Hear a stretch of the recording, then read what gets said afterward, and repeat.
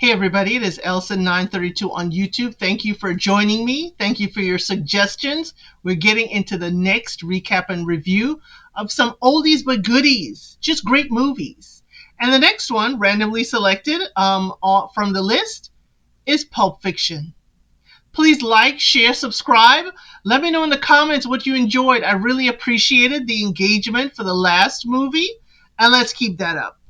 Now, like Boomerang, which was the first movie I did, Pulp Fiction is packed full of iconic actors and actresses. We have John Travolta as Vincent, Samuel L. Jackson as Jules, Uma Thurman as Mia, Bruce Willis as Butch, Tim Roth as Pumpkin, which Jules calls him Ringo, I believe. We have Harvey Keitel, Christopher Walken, Ving Rhames. Oh my gosh, y'all. It goes on and on. Amanda Plummer, Eric Stoltz, Steve Buscemi, Peter Green, Rosanna Arquette, Paul Calderon, Frank Whaley. All these names go on and on. We start the movie with Bonnie and Clyde. I call them Bonnie and Clyde, but it's Pumpkin and Honey Bunny. He's Pumpkin, she's Honey Bunny. They're talking in this diner having breakfast, and we think it's a cutesy couple. But they're talking about the best practices from their last robbery, their last few robberies. They're talking about banks versus diners versus different places that they are robbing people. And I'm like, what? Really? So they're talking about where is the best and safest place to be their mark. So they focus on the diner that they're currently in as the next spot. They've been there. They've been there drinking coffee and they're like, yeah, we should do this now. So there's like, yeah, less of a chance of someone trying to be a hero in a diner. Okay? So they kiss and they have a plan and they announce, this is a robbery. I love you, Pumpkin. I love you, Honey Bunny. Everybody be cool, this is a robbery! Next, we meet Vincent, played by John Travolta, and Jules, Samuel L. Jackson. They're riding in a car, talking, because Vincent just came back from a tour of Europe, okay? He tells Jules that hash is legal to sell and carry in Amsterdam, and, you know, he tells him a quarter pounder with cheese is a royale with cheese in France due to the metric system, and, you know, they're going on a mission. They're going on a mission. They're going to pick up some things for their boss, Marcellus Wallace. And they have got weapons in the car. Okay? So Vincent is asking Jules about Mia, played by Uma Thurman. She is the wife of Marcellus Wallace, and Marcellus Wallace is played by Ving Rhames. So they talk about how Marcellus effed up on Antoine for messing with his wife. So wait a minute. How did he do that?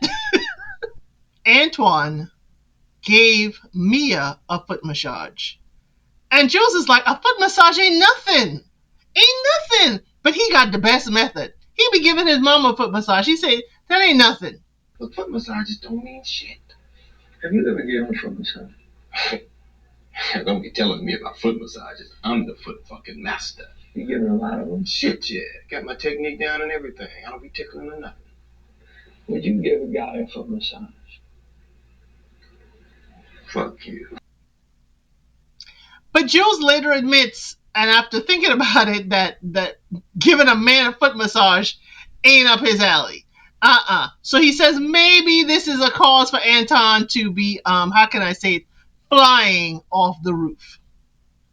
So while Vincent is talking about Maya, Jules is like, why are you asking about her? And he's like, hey, Marcellus asked me to take her out while he's gone. So Jules is like, take her out? Like, get rid of her? Vince is like, no.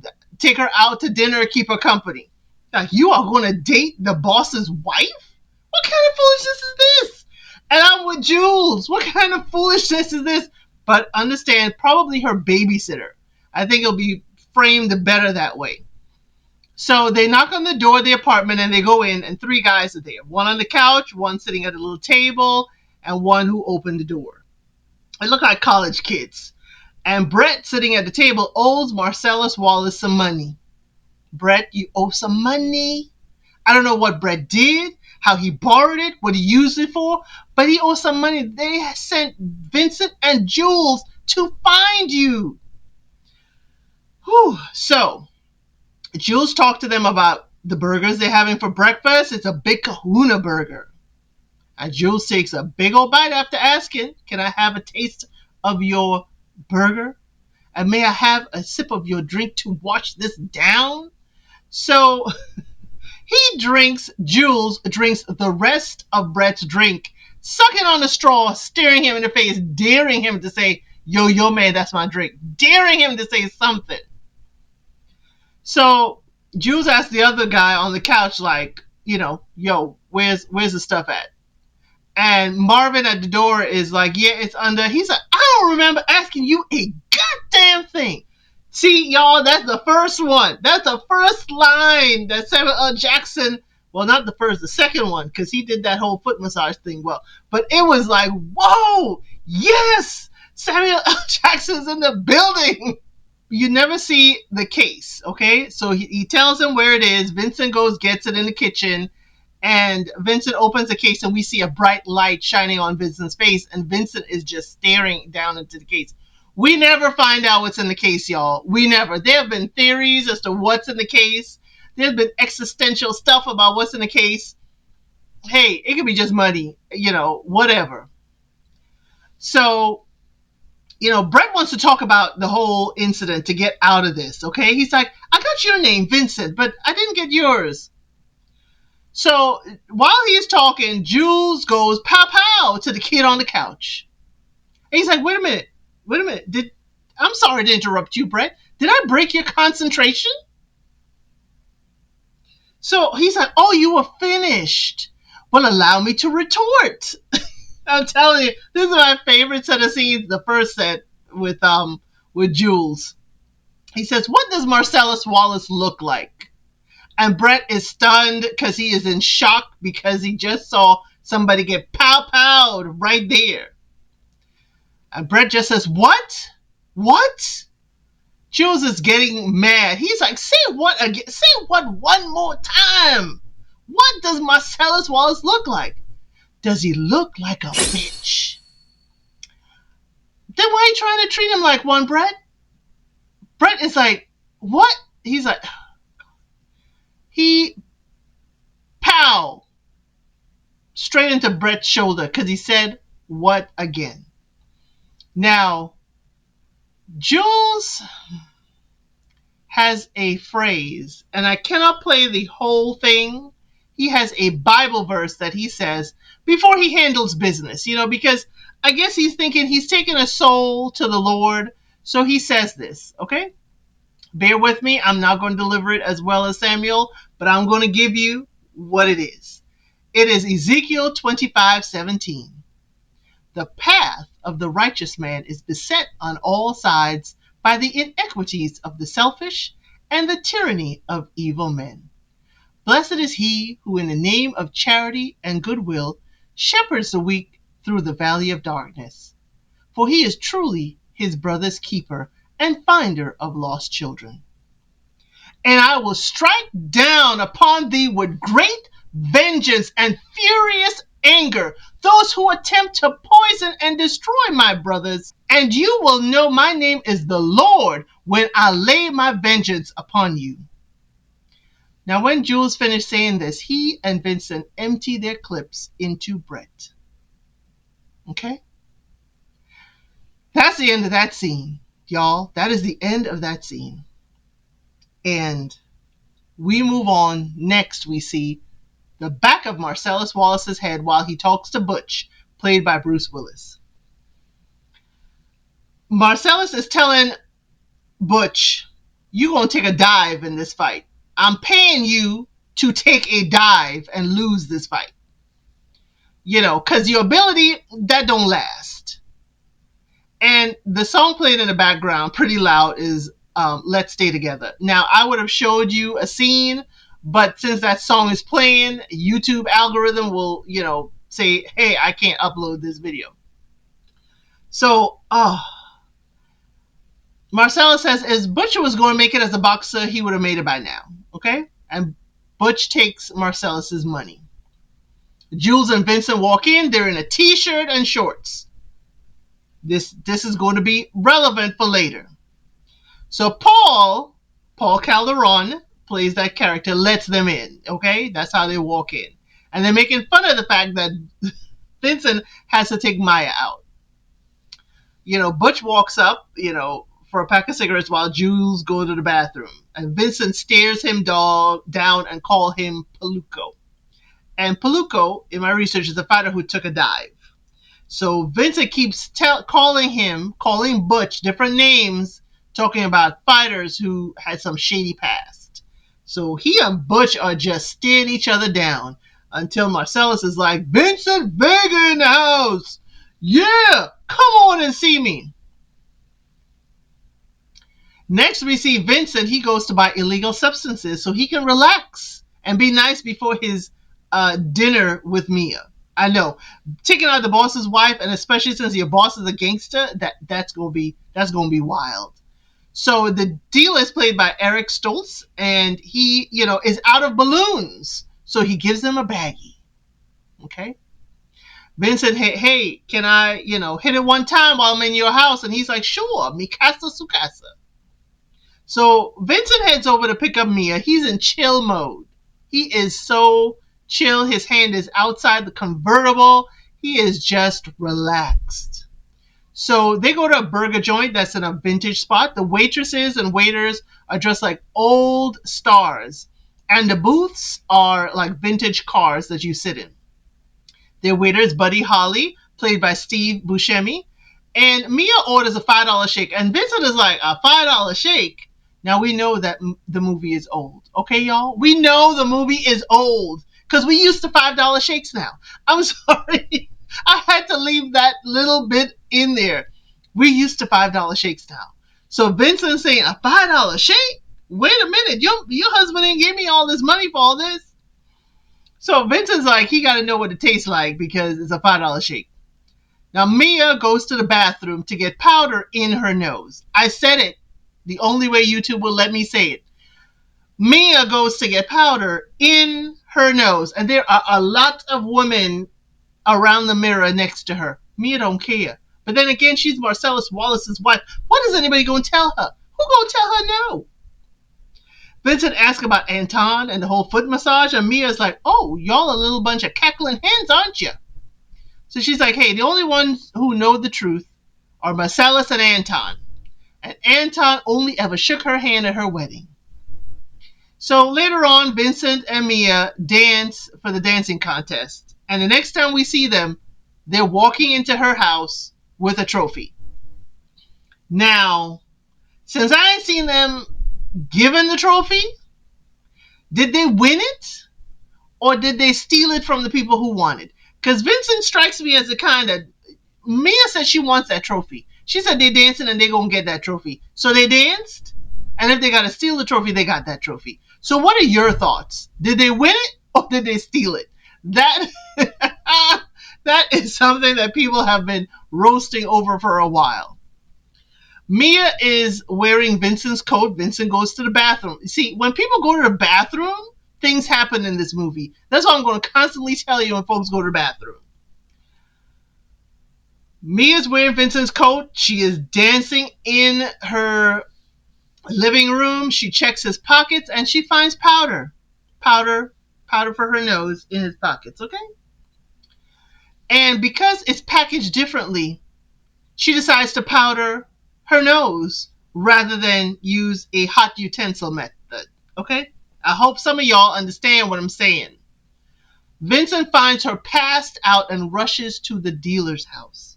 He calls the dealer, and the dealer's like, are you freaking kidding me calling me? When you got somebody going through two letters, O and the D, in your car? So, Vincent earlier had talked about how somebody keyed his car. And now here he is crashing the car into the side of the house for the dealer. Jody, the dealer's wife, played by Rosanna Arquette, says, hey, let me get this adrenaline shot. Y'all gonna have to do this. The men argue over who will do the shot on Mia. Vincent gives her the shot into her breastplate, and she sits up and starts moving around. And all Jody can say is, trippy. Vincent drives Mia back home, asking her, hey, how we going to handle the situation with your husband? Because I don't want no problems with your husband. And, Vincent said, hey, Marcellus don't never need to know what happens. And Mia agrees because she said, hey, she can keep it secret if he can, and she will be in as much trouble as Vincent if this gets to Marcellus. And I figured they bond a little too much. They bond a little too much, just a little bit too close. So we learn next about Butch's backstory. His dad's colleague or fellow POW comes to deliver a watch. This fellow soldier is played by Christopher Wallace. He goes into the gruesome story of of Butch's dad and himself being POW, and that the watch was kept hidden from their captors in the buttocks of Butch's dad. Okay? So Butch has the watch today, and Butch is grown. He is Bruce Willis. And Butch wakes up in the dressing room right before the fight. I guess he fell asleep. I'm like, what boxer goes to sleep? But that's just me. Butch, unalives his opponent. He's supposed to take a dive because Marcellus paid him, but he instead unalived his opponent. He runs out, jumps out a window, jumps into a cab driven by this lady who is fascinated by the brutal fight. Fascinated that she's met someone who has used their hands to unalive someone. Marcellus is told by Paul that Butch ran, because Paul went to check that dressing room. So, hey, he ain't here. And the trainer don't know nothing. So would you like me to search? The Ken sick the dogs on his ass. We'll find out for goddamn sure what he knows and what he don't. With your search, how do you want it done? I'm prepared to scour the earth for that motherfucker. If Butch goes to Indochina, I want a nigga hiding in a bowl of rice ready to pop a cap in his ass. I will take care of it. Butch takes his gloves off in the cab, talks to the cabbie. He finds out then that the other fighter passed away. He takes a call from a payphone, or he makes a call from a payphone to get his money from bookies. He has a friend place bets on him, and since he was supposed to take a dive and he knew he wasn't, the odds were very high in their favor. So he will get his money, the friend says, by tomorrow night. He goes to the River Glen Motel and pays the taxi driver the fare and then pays her to keep quiet. Forget about him. So his girlfriend is in the room waiting for him. She annoys me, y'all. Oh my golly. She annoys me. Her voice, her naive behavior. She didn't even listen to the fight. She didn't even know what happened. She couldn't even tell him. So the next morning, Butch asked for his dad's watch while they're making plans for where to run to. And I'm like, why are you deciding now where you running to? You knew you were going to run off, double cross the biggest gangster, and now you're making plans as to where you're going to go. That just sounds to me like foolishness. Absolute foolishness. You should have had a plan before you took the money from the man. So she was like, she was to make sure she had his dad's watch. Butch is mad that the watch isn't there. It's his dad's watch. It's his inheritance. And she believes she got the watch, but she's not sure. And that whole, I cannot stand, she was driving me nuts. Butch, I don't know how you did it. So Butch trashes the room a little bit, and he's like, yo, need my watch. I told you, that's the thing I needed. So he changes his clothes, goes back to his apartment, knowing Marcellus and his goons are looking for him, waiting for him probably. So he drives a few blocks away from the apartment and he climbs some fences trying to get through there. And then he slides the key into the lock of the apartment real quiet so he could sneak in. So he sneaks in, he gets into the bedroom, nobody's there. He don't see nobody. Gets his watch. He goes into the kitchen and decides to make Pop-Tarts. Why? Why? You got the watch that you wanted? Run. Why don't you take the whole box of Pop-Tarts and leave? Why are you standing there to make breakfast knowing Marcellus is looking for you? That to me is like, frustration. Frustration village. Pulling into frustration village. So he notices weaponry on the counter with an extended clip. He picks it up, and then he hears the bathroom toilet flush. And Vincent comes out holding a book. Butch points the weaponry at Vincent. They don't speak, y'all. They stare each other down like they did at the bar. It is a stare down, but Vincent knows his goose is cooked because he's what? Unarmed. So Butch uses the weapon on Vincent. Vincent falls back into the bathroom, and I'm like, Vincent is alone. But y'all, Vincent is alone because we gonna get to a point where his partner, Jules, retired. Put a pin in that. That's why Vincent's alone. And somebody also left him alone. My theory, because we're gonna find somebody else down the street. So Butch wipes down the weaponry before leaving. He checks for anybody else while he's walking through. And he ain't got no hat on, y'all. Marcellus is the biggest gangster. He got all his people out here looking for Butch. And he ain't even got a baseball cap on. What the heck is this? Nothing to hide his face. So he drives down the road happy, saying, ooh, I gotta wait. I gotta wait. Ain't no Marcellus. And while he's pulled at the curb, guess who walks in front of him in the crosswalk? Marcellus Wallace, holding a box with pastries and 2 cups of coffee. And I think he left Vincent by himself to go grab breakfast. That's what I think. It's 2 cups of coffee. He's close enough right around the corner from Butch's place. I think he just left Vincent. And he turns around and is like, mother. And Butch runs him over. Hits Marcellus and hits people in traffic. Hits the cars in traffic.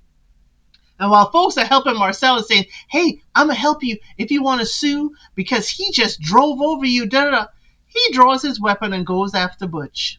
He fires and hits a woman in the hip. The woman that's trying to help Butch. Butch runs and runs into a store. He starts beating up Marcellus once Marcellus follows him in. And the store owner pulls his own weapon and like, yo, not in my store. This ain't happening.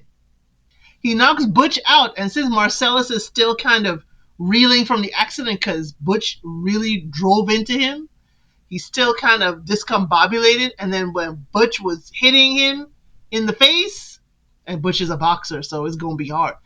Marcellus just can't move, can't, grasp everything that's happening. So the store owner calls up Zed, and Marcellus falls out.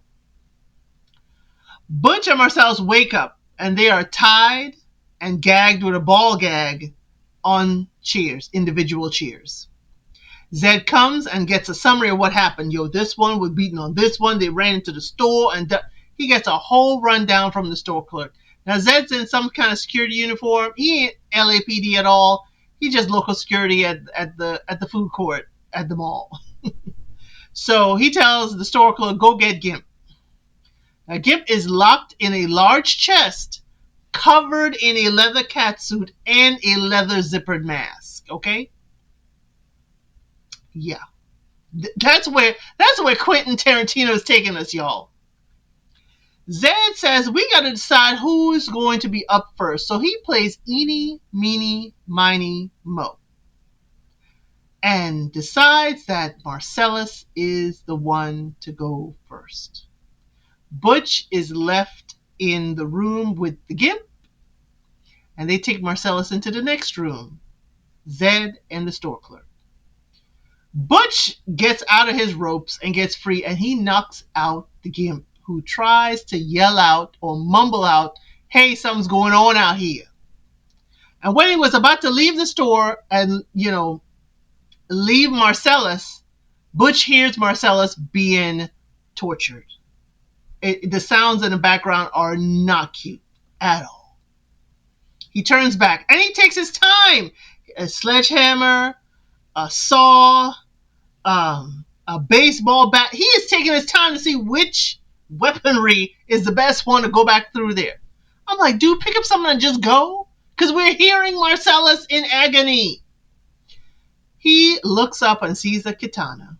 Now, Quentin Tarantino and his swords, if you don't know nothing, he gonna stick a sword in a scene, in a movie. but the sword was there. And Butch was like, ooh, nice. Butch goes back down to save Marcellus. And Marcellus, when he opens the door, Butch finds Marcellus is bent over, okay, and being drilled by Zed. That's the most polite way to say it for YouTube algorithm. Butch slices and jabs at the store clerk with the sword. Then he holds it to Zed. And Marcellus grabs a weapon and pows Zed in the abdomen. Butch asks Marcellus, what now? What now? And Marcellus tells him, What now? Let me tell you what now. I'm gonna call a couple of hard pipe-hitting niggas to go to work on the homes here. Marcellus tells him, I'm gonna get some hard pipe hitting. I'm like, what is some hard piping, folks? I'm gonna get medieval on your ass. What's some hard piping dudes? What is that? But I ain't trying to find out. We can leave, Butch. We can actually go. And then what now between me and you? Oh, that what now? I tell you what now between me and you. There is no me and you. Not no more. Two things. Don't tell nobody about this. Two, when you're gone, you stay gone. Or you be gone. You lost all your LA privileges. Deal? Yeah. Butch grabs the keys from Zed, takes a motorcycle because Marcellus told him, your LA privileges are revoked. You got to go tonight. You leave, you be gone, and you stay gone. So he got to go. At the motel, the annoying girlfriend is questioning him, what happened to my Honda? What happened to my Honda? Girl, get your stuff and get gone. LA privileges are over. Whose bike is that? Don't worry about it. And she's like, when he yells at her to hurry up, she starts to cry. Butch, where did you find her? Butch, where did you find her? And who? I was about to say who wrote this. Quentin, where did you find this infuriating character? But she does get on the bike, y'all, and she does ride off with Butch. We're back at the apartment with the college boys, and Quentin likes to do this sometimes with his movies. Like, things aren't in sequential order, and you just gotta follow. So back at the apartment with the college boys, a friend of theirs is in the bathroom listening to Jules say his great vengeance and furious anger spiel. Okay? He's got a weapon. He's waiting to jump out and just pow. Now he jumps out after Vincent and Jules pow Brett. I'm like, dude, could your timing be any worse? You should have had that when the first dude. When the first time you heard the pow. So he jumps out and he unloads the clip on Vincent and Jules. And neither man is hurt. And both of them Jules and Vincent look at their suit like, what the heck? But y'all, there are bullet holes on the wall behind them. But y'all, that was on the wall when they walked in. If you cut the scene back and rewind it, when Jules was saying his speech, it was on the wall already. But they handle the dude. They go pew pew, both of them, and handle the dude. And Vincent asked Marvin, who was at the door, why don't you tell us there was a guy in the bathroom? Why don't you tell us? Meanwhile, Jules is seeing the holes behind him and thinking stuff went through him and didn't hurt him. This is where perception is key, people. Jules, it was there on the wall before, but you didn't notice it. And what kind of dude are you? What kind of hitman are you that you ain't noticed that stuff? Jules is now like, hey, we could be deceased. We could have been deceased. He thinks it's divine intervention. Because, he just said his spiel, Ezekiel, and he's thinking, ooh, I said this, and the Lord came down and saved me. It was already there, Jules. I'm sorry. Your whole basis. Ooh, sorry. So Vincent said, it's time to leave. And Jules is like, hey, don't be dismissive. We were just saved. Do not be dismissive. And Jules just wants Vincent to acknowledge it. And Vincent's like, yeah. Let's go. It's time to leave. And the three of them leave. Jules, Vincent, and Marvin. Marvin's in the back seat, and they're talking. Vincent is trying to tell Jules, it's not a miracle. It's not a miracle. They discuss it. Jules decides, hey, he's retiring from being a hitman. This is over for him. Vincent doesn't want to believe Jules. He's like, yeah, man, whatever. That ain't happening. This ain't no miracle. Get your head in the game. When asked, Marvin's like, hey, I don't even have an opinion. Marvin, you were right. You don't get in their argument. Don't get into their argument. But Vincent turns around and his weaponry is pointed at Marvin. And he's like, yeah, but you gotta have an opinion. And as soon as he is finishing his question, bam! Marvin is no more. The whole backseat is sprayed with pieces of Marvin. Vincent's weaponry went off. When Jules goes, whoa, what the heck? What the heck just happened? Vincent's like, it was an error. Something. You must have hit a bump or something. A bump in the road. Jules is like, ain't no bump. Ain't no bump. And we don't know nobody out here. But Jules has one friend, Jimmy. And he calls Jimmy, hey, can we come over? We need your garage. We need to set up and clean up. Jules tells Vincent to be delicate with Jimmy. Be delicate. They're in the bathroom now at Jimmy's house. You know, they're there to clean up, make a couple phone calls before leaving. They have to talk, you know, in Jimmy's bathroom to kind of get the plan together. I'm like, y'all should have had a little plan together before y'all got there. I mean, y'all were a few minutes away, but you could have talked about that. So Jules is washing and drying his hands. And then he puts the decorative towel right back where he found it. Okay? Like it was never used. Vincent does the same. Wash his hands. But then when he uses the towel's all red with pieces of Marvin. Jules loses it on Vincent. You know, Vincent is like, you watched me wash it. He's like, Jules is like, I watched you get your hands wet. Clearly you didn't wash them, because then it wouldn't be looking like a used maxi. Yo, that was a very good scene, but I can't show that scene because they are covered in Marvin. Okay? So Vincent says he's cool as long as Jimmy's cool and has a nice tone. Jewel goes in to compliment Jimmy about his coffee and hospitality, and he lays it on thick, y'all. God damn, Jimmy. That's some serious gourmet shit. Me and Vincent would have been satisfied with some freeze-dried Taster's Choice, right? And he springs this serious gourmet shit on. What flavor is this? Jimmy yells and says, hey, he don't have a sign at the front of his house that says deceased storage. And if his wife gets home, he will get a divorce. Ain't no counseling, ain't no trial separation, just divorced.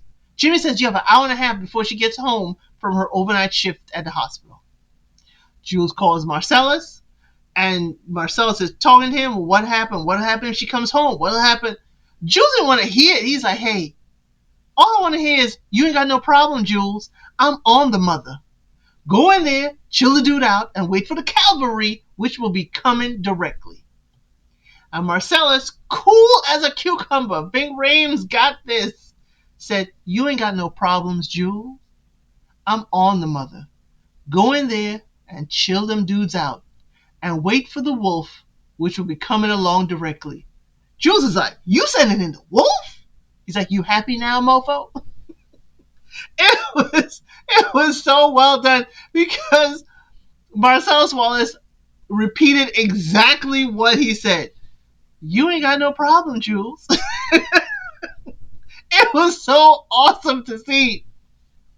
So the wolf takes a call. He's at a repast, it looks like, and he's in a bedroom, and he takes a call about the situation. He writes down the cast of characters and the whole situation. He says, hey, it's 30 minutes away. I'll be there in 10. Now, y'all, I have seen people speeding on the highway. This is LA we talking about. This is LA. I don't know any place 30 minutes away that he could be there in 10, unless he got a helicopter. But he's driving an Acura. Okay? I just don't get it. But then we see on the screen, 9 minutes and 37 seconds later, he pulls up. The wolf must know some secret routes that would cut 30 minutes into 10. So the wolf comes in and he's giving orders. He's like, hey, we have 40 minutes. We got to get this done, done, done. Here's what we're going to do. Da, da, da, da, da. The wolf asks about the car's condition while looking into the car. Does it, spill oil? Is all the lights working? What's going on? And Jules is like, hey, the car is good except for the pieces of Marvin that's all over it. So he goes back inside, gives more orders, and Jimmy made him a cup of coffee. This is what it looks like when Vincent doesn't like how Wolf is talking to him. So they will clean up. They're going to use some blankets to cover up the seats so that if they get stopped, it won't look too bad to a cop. Vincent asks for a please, and the wolf is like, he can leave. He ain't got to be nice. Jules apologizes, hey, you ain't got to go. We appreciate you. Vincent said, hey, he needs a more delicate tone. And Wolf is like, pretty please, with sugar on top. Clean the fucking car.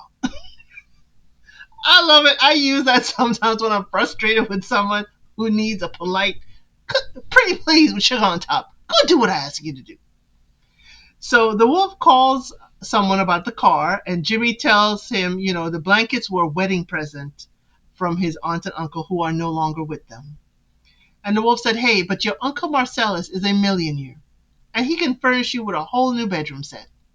So he counts out some money for Jimmy, and Jimmy takes the money. It's kind of like, hush, here's some money. Hush up about it. We're going to clean everything up, and we're going to leave you better than we found you.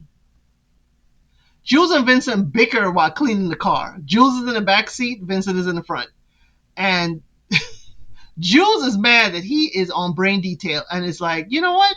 Why are you giving me all this lip? You're the one that did this and got us into it. You need to come back here. Switch places, because he didn't get us in a situation. He didn't get him in the situation. After they're done, the wolf inspects the car and said they did a fine job.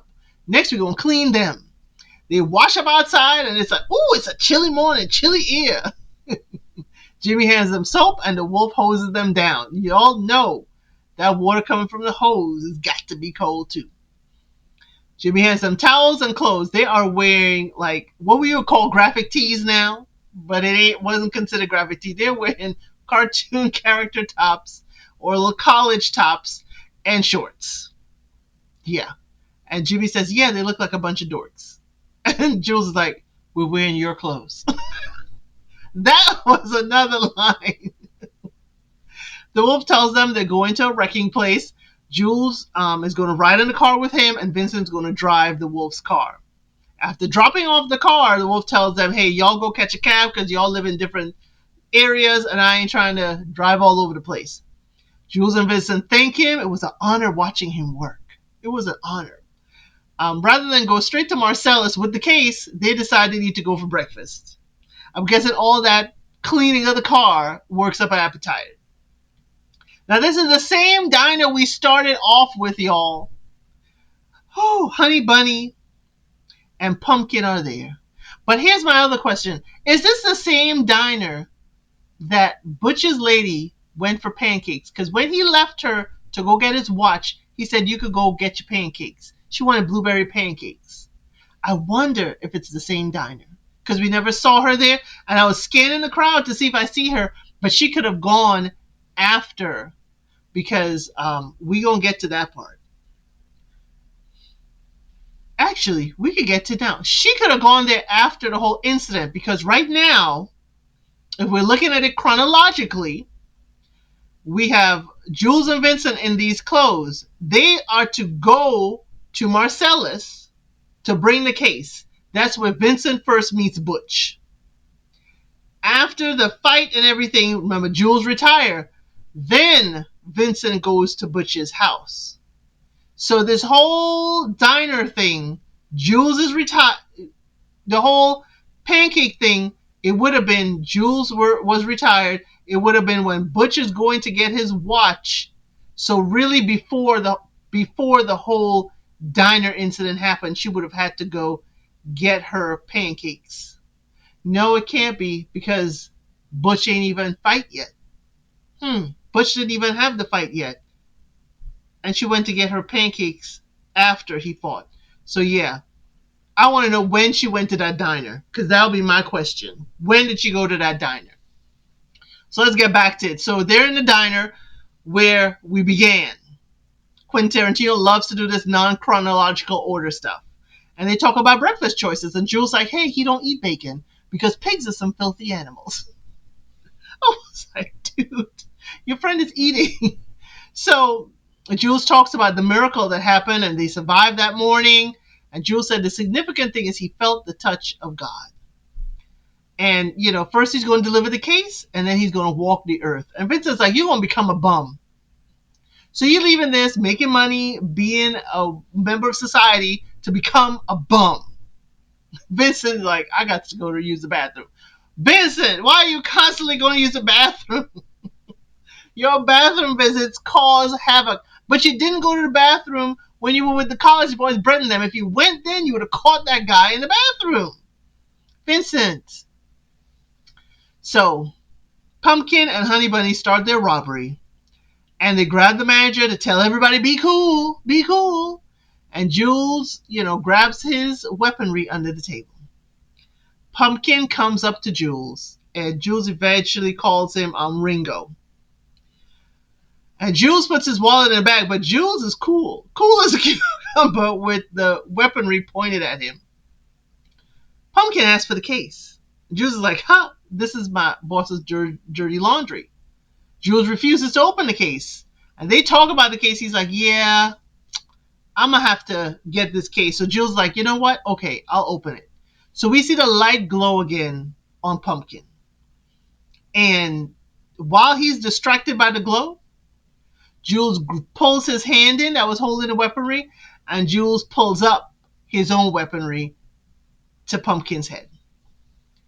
Honey Bunny goes off. Let him go! Let him go! She is unhinged.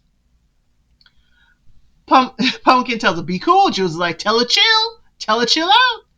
So he makes Ringo or Pumpkin sit across from him, and it's a standoff.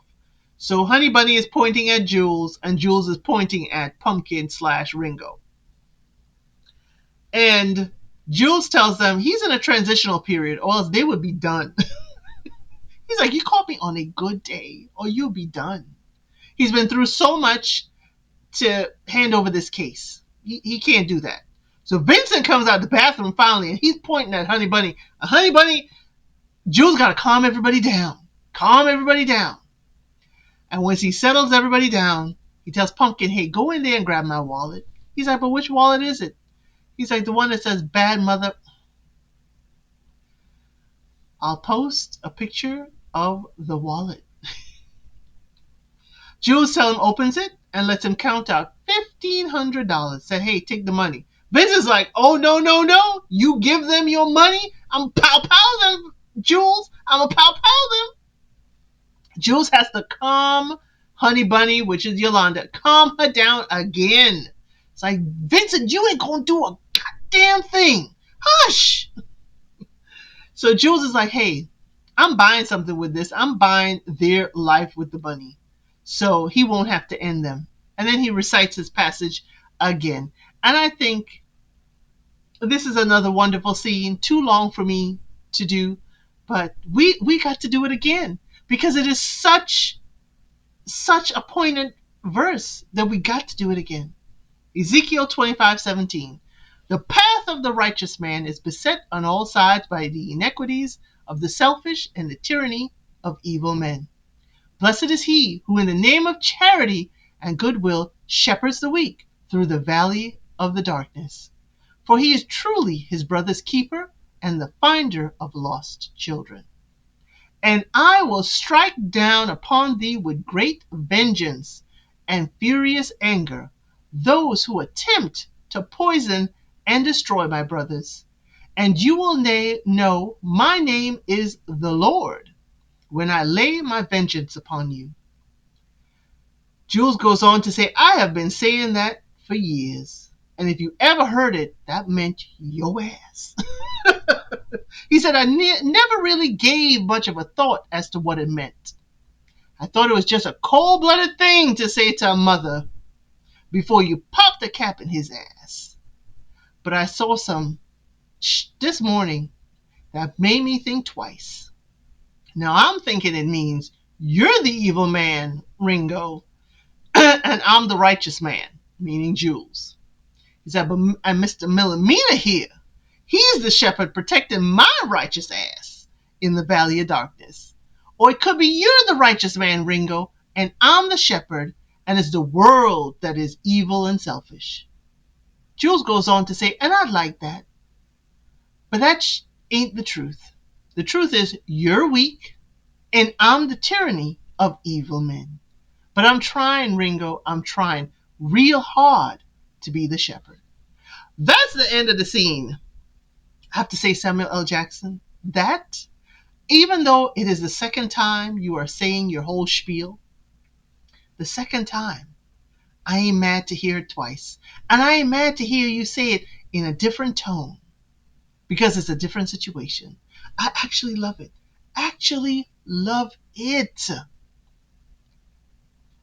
Jules takes the hammer off of his weaponry and lets Ringo/Pumpkin go. Pumpkin and Honey Bunny walk out with the wallets and everything in the garbage bag they collected it in. And Vincent said, hey, we should leave now. We should leave now. And that is the end of my recap and review of Pulp Fiction. Y'all, what do you think? I actually love it. I am glad for the suggestion. This is awesome. Whew, I hope you enjoyed my little reenactment. But this was fun. I love Quentin Tarantino because he makes you think. Of course, there are different things and different points of the story that connects with other movies of his. That is not my recap. I just wish to talk about just the movie, how fun it is, how great it is in its entirety, the actors that they have there. This is the first time I think John Travolta is dancing again in a movie. It is just wonderfully done. And I totally enjoyed it. The cast was superb and everything. So I hope you enjoyed this. I hope you enjoyed the clips. And I hope you will join me again. Thank you. Thank you for watching. Please like, share, and subscribe to the channel.